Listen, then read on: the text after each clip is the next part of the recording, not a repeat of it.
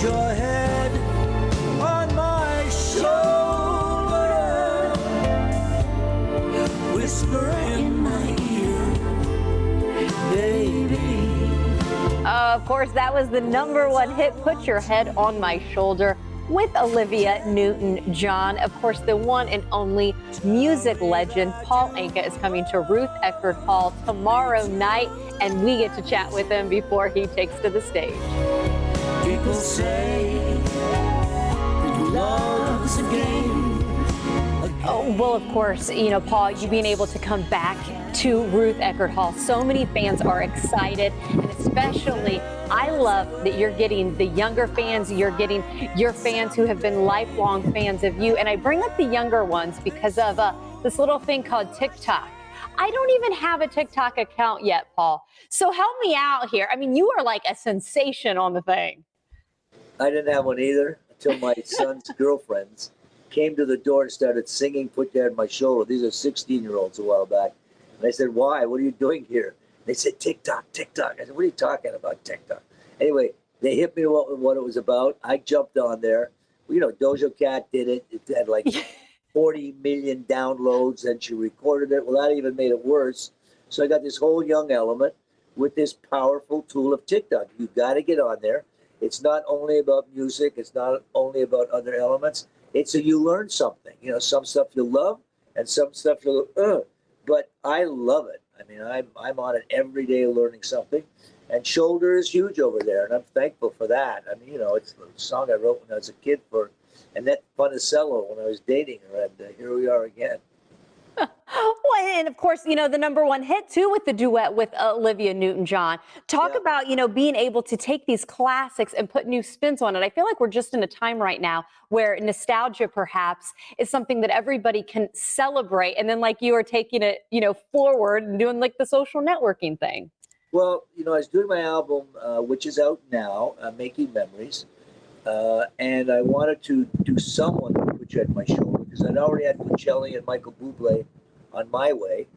And one thing led to another, and I read something. And she lived near where I lived up in Thousand Oaks, where I live in California.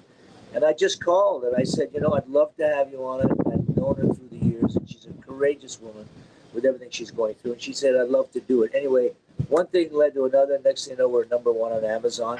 We put you on my shoulder. And I was thrilled, And I just love Olivia. My prayers are always with her because she's handling her situation so well.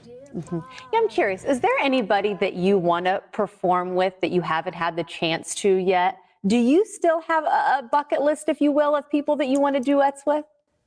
Yeah, I talk to myself about that. I've worked with so many artists. I mean, I've had, Michael Jackson's last 3 hits and Tom Jones, and I've worked with a lot of people. But in my heart, when sometimes I get to that kind of inclination, I'd love to work with Sting, Elton John. I think about maybe Beyonce, Adele. I don't know if she'll show up, but Beyonce. Nice one. The artists that I look at.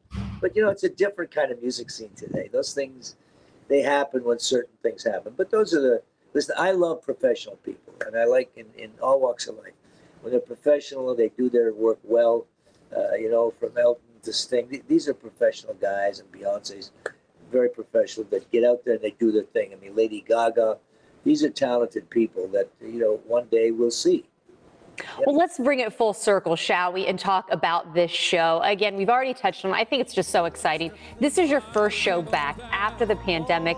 The excitement and already having Ruth Eckerd Hall, which is such a fabulous place to play a song. What can folks expect? Well, if you're talking to the folks that have been there, it'll be that and maybe more, because now at this age, I keep giving it more gusto. Those that are coming in for the first time, it's a full musical professional show. The band is great. The content, the production. I do a moment to Sammy Davis, who's a friend and who's Sinatra-like. It's this month that we lost Buddy Holly. I wrote the last song for him, and we lost him. The music died with him. And it's February, and it's the time we always reflect on how great he was. And it'll be all my old hits. It'll be new stuff. It's a good from my point of view, musical content package with familiar stuff of different artists. And that's what I always do, is to do that honestly. And as I said, the core of it's going to be the band. You know, we've got a great musical band. And Paul, I will tell you, we've had the luxury of being able to talk with other artists who are coming into the Bay Area. I think this is my first time interviewing somebody with the beach literally behind them. Am I seeing that right? You got good eyesight. So I'm out here, you know, the sun keeps going in and out. So when it's out, I want to be closer to it than whenever. There's a lot of activity in the room.